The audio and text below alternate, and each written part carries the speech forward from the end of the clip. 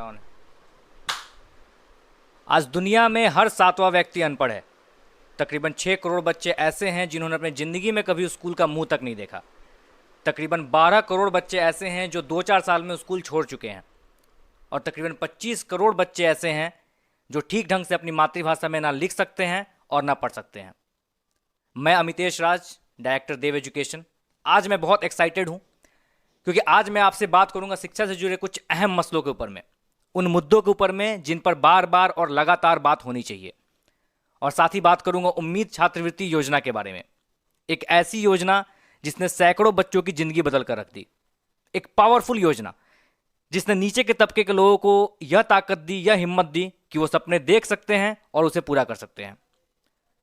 देखिए, एसओएचएम की रिपोर्ट यह कहती है कि तकरीबन 93% बच्चे ऐसे हैं, 93% स्टूडेंट ऐसे हैं जो अंडर एम्प्लॉयमेंट है, यानी कि बेरोजगारी अब समस्या नहीं रह गई है, रोजगार समस्या है। अब आप ये पूछेंगे कि भाई रोजगार समस्या कैसे हो सकती है, तो इस कैलकुलेशन को समझने की जरूरत है। आज के टाइम पे कॉलेज जो बच्चा प्रोड्यूस कर रही है वह 5 बच्चा मिलकर के एक बच्चे का काम कर रहा है, और इंडस्ट्री कहती है कि मुझे एक बच्चा ऐसा दे दो जो 5 बच्चे का काम कर जाए। तो समस्या कहां है, इतना बड़ा गैप कहां आ रहा है? देखिए, होता क्या है कि जितने भी मोस्टली जो कॉलेजेज हैं जहां बच्चे आज के टाइम में पढ़ने जा रहे हैं, वहां पे क्या होता है कि एक टीचर आता है, ब्लैक बोर्ड पे कुछ लिखता है, बच्चे उसे कॉपी में नोट करते हैं और उसको घर जाकर के या अपने कमरे पे जाकर के उसको याद कर लेते हैं, एग्जाम में जाते हैं फिर उसको लिख डालते हैं। लेकिन उसको इम्प्लीमेंट कहाँ करना है, उसको प्रैक्टिकली यूज कहाँ करना है, वो नहीं पता हमें, वो किसी को नहीं पता। तो समस्या ये है कि जो कॉलेज जो सिखा रही है वो इंडस्ट्री को नहीं चाहिए, और जो इंडस्ट्री को चाहिए वो कॉलेज सिखा नहीं पा रही है। देखिए, हमारे यहाँ अगर हम बात करें तो तकरीबन 3% बच्चे ऐसे हैं पूरे इंडिया के जो आईआईटी में पढ़ते हैं, और तकरीबन 35% बच्चे ऐसे हैं जो स्टेट यूनिवर्सिटीज़ के कॉलेजेस में पढ़ते हैं, और तकरीबन 65% बच्चे ऐसे हैं, 60% से 65% के बीच में फिगर है, बच्चे ऐसे हैं जो प्राइवेट संस्थानों में जा रहे हैं पढ़ने के लिए। उसमें भी प्राइवेट संस्थान जो महंगे हैं, जिनमें पढ़ाई अच्छी है, जिनकी फीस अच्छी है, जिनकी फीस ज़्यादा है, उन बच्चे उस कॉलेज में ना जाकर के सस्ते कॉलेजेस में जा रहे हैं। अब सस्ते कॉलेजेस में जाने के बाद में होता क्या है, इस एक मेथड है उसको आप समझिए कि मोस्टली जो कॉलेजेस हैं जहां बच्चे जा रहे हैं पैसे की प्रॉब्लम की वजह से, सस्ता कॉलेज देख करके कि भाई फीस यहाँ कम है मैं यहाँ चला जाता हूँ, वहां होता क्या है कि 19वीं शताब्दी का आर्किटेक्चर बना के रखा हुआ है, 19वीं शताब्दी का मेथड बना के रखा हुआ है, और 20वीं शताब्दी के आइडियोलॉजी के ऊपर में 21वीं शताब्दी के बच्चे को आप पढ़ा रहे हो। अब नतीजा क्या होता है कि बच्चा क्लास में जाता है, वहां उसको वो सिखाया जा रहा है जो उसको समझ नहीं आ रहा। टीचर आते हैं, किताब खोलते हैं, पढ़ाते हैं, अब बच्चे को समझ में नहीं आ रहा। अब इस चीज को रोकने के लिए कॉलेजेस ने क्या किया कि भाई अटेंडेंस सिस्टम लगा दिया कि अटेंडेंस मैंडेटरी है, अटेंडेंस देने नहीं आओगे तो एग्जाम में नहीं बैठने देंगे, मतलब जबरदस्ती बिठा रहे हैं बच्चे को क्लास में। अब बच्चा 75% अटेंडेंस के चक्कर में क्लास में आता है, जो सिखाते हैं जो लिखाते हैं वो लिखता है, चला जाता है। प्रैक्टिकल के टाइम पे क्या करता है कि किसी फोटोशॉप की दुकान पर जाएगा, किसी स्टेशनरी की दुकान पर जाएगा, वहां से प्रैक्टिकल की कॉपी खरीदेगा, उसका प्रिंट आउट निकालेगा, कॉलेज में सबमिट कर देगा। ना कोई चेक करने वाला है, ना कोई देखने वाला है, बच्चे पास हो गए। तो होना यह चाहिए कि मोस्टली पैटर्न को, मोस्टली जो सिलेबस है उसको आप प्रैक्टिकल बेस्ड कर दो, लैब बेस्ड कर दो।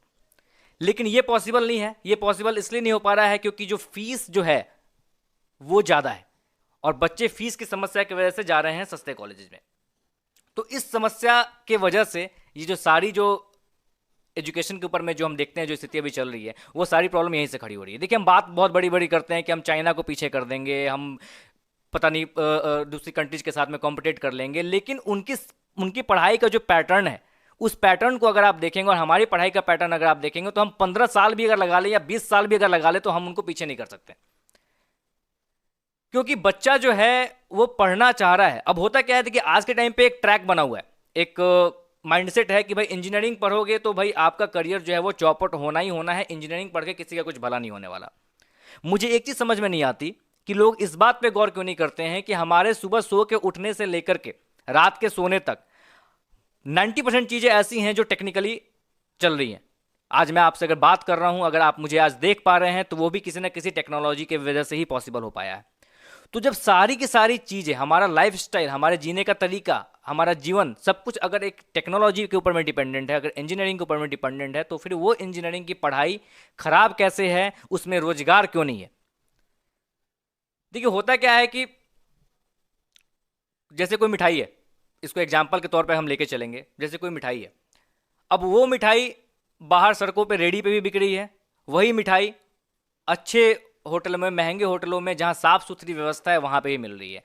अब हम क्या करते हैं कि हम जाते हैं रेडी के दुकान से, एक मिठाई लेते हैं और खा लेते हैं, और उस मिठाई को खाने के बाद में हमारी तबीयत हो जाती है खराब। अब हमने ये किसी को नहीं बताया, ना हम ये किसी को कभी बताएंगे कि हमने मिठाई जो है वो रेडी वाली खाई है। हम लोगों को क्या बताएंगे कि भैया मिठाई मत खाना, मिठाई खा करके तबीयत खराब हो जाती है। ये नहीं बताएंगे कि कहाँ की मिठाई खा करके तबीयत खराब हो रही है। तो अगर आप अच्छे कॉलेजेस में जा रहे हैं, आप किसी एक ऐसे कॉलेज में जा रहे हैं जहां सब कुछ लैब बेस्ड है, प्रैक्टिकल बेस्ड है, जहां पर आपकी पढ़ाई जो है वो आपको उसको इम्प्लीमेंट करना दिखाया जा रहा है, क्योंकि देखिए, नॉलेज बिजनेस नहीं है, ज्ञान लेने के लिए कोई नहीं जाता है। बिजनेस क्या है? वो है एप्लीकेशन। आप जो पढ़ के आ रहे हैं स्कूल के अंदर में, क्लासेस के अंदर में, उसको अप्लाई कहाँ करना है, उसका एप्लीकेशन का टेक्निक क्या होना चाहिए, वो सबसे ज़्यादा इंपॉर्टेंट है। तो जिस कॉलेज में एप्लीकेशन के ऊपर में ध्यान दिया जा रहा है, उस कॉलेज में अगर बच्चा जाता है और अगर वहां से पढ़ करके आता है, तो डेफिनेटली मैं गारंटी देने के लिए तैयार हूं, मैं लिख करके देने के लिए तैयार हूं कि बच्चे को नौकरी मिलेगी। लेकिन उस एप्लीकेशन बेस्ड कॉलेज में, उस एप्लीकेशन बेस्ड इंस्टीट्यूट में हम क्यों नहीं जा पाते हैं? क्योंकि फीस बहुत ज़्यादा है हमारे यहाँ। कॉलेज की फीस को देख करके बच्चा मजबूर है, वो ऐसे कॉलेजेस में जा रहा है जहाँ पर ना लैब है, ना फैकल्टीज हैं, जहाँ पे सीनियर बच्चे जूनियर को पढ़ा रहे हैं, और अंडर ग्रेजुएट्स जो हैं वो पॉलिटेक्निक और डिप्लोमा वाले बच्चों को पढ़ा रहे हैं। तो इस तरीके की व्यवस्था जो है वो कायम हो चुकी है देश में, और बच्चे जो है मजबूर है वहाँ तक जाने में। अब देव एजुकेशन का रोल देखिए इसमें क्या है। देव एजुकेशन क्या करता है कि अपनी उम्मीद छात्रवृत्ति योजना, जो स्कॉलरशिप प्रोग्राम है हमारा, उसके मदद से हम बच्चों को ये कहते हैं कि आप जाओ पढ़ने, आप पढ़ो, आप जो भी कोर्सेज करना चाहते हो आप करो, लेकिन आप उस कॉलेजेस में जाओ जहां पर प्रैक्टिकल बेस्ड है, जहां पे एप्लीकेशन आपको सिखाया जा रहा है। अब सवाल ये उठता है कि भाई एप्लीकेशन बेस्ड कॉलेज में अगर हम जा रहे हैं तो वहां की फीस जो है वो कैसे देंगे? तो आपकी इस प्रॉब्लम के ऊपर में काम करता है उम्मीद छात्रवृत्ति योजना। उम्मीद स्कॉलरशिप प्रोग्राम जो है वो आपको ये सपोर्ट देता है कि आपकी जो फीस है आपकी पढ़ाई की, उसके बारे में आपको सोचने की जरूरत नहीं है। आप इंटरनेट पे जाएंगे, गूगल पे जाएंगे, आप देव एजुकेशन सर्च करेंगे या उम्मीद स्कॉलरशिप प्रोग्राम सर्च करेंगे, तो आपको बहुत सारी सक्सेस स्टोरी जैसे स्टूडेंट्स की मिल जाएगी जिन्होंने इस स्कॉलरशिप प्रोग्राम के बेसिस पे अपनी लाइफ जो है वो चेंज करी। तो फीस अब आपकी समस्या नहीं है। समस्या जो है वो ये है कि आपको चुनना है कि आपको प्रैक्टिकल बेस्ड कॉलेजेस में जाना है, आपको लैब बेस्ड कॉलेजेस में जाना है, या फिर आपको ऐसे कॉलेजेस में जाना है जहां से पढ़ करके निकलने के बाद में फिर आप जो है वो किसी और ट्रैक पे जा रहे हैं। आप कॉम्पिटेटिव एग्जाम्स की तैयारी करने पे मजबूर हो रहे हैं, आप बिजनेस में मूव करने में मजबूर हो रहे हैं, आपने वो जो 4 साल पढ़ाई किया वो आपको कोई फ़ायदा नहीं मिल रहा है। देखिए, कभी भी मैं स्टूडेंट्स को स्पेशली ये मैसेज देना चाहूँगा कि लाइफ में शुरुआत आप कहीं से भी कभी भी कर सकते हैं। जब आप घर से बाहर निकलते हैं, बाजार के लिए जाते हैं या किसी काम के लिए जब आप जाते हैं, तो जहाँ पे आप जाते हैं वो जगह आपके माइंड में है कि मुझे उस जगह पर जाना है। वो जगह आपको आपके घर से दिखाई नहीं दे रहा होता।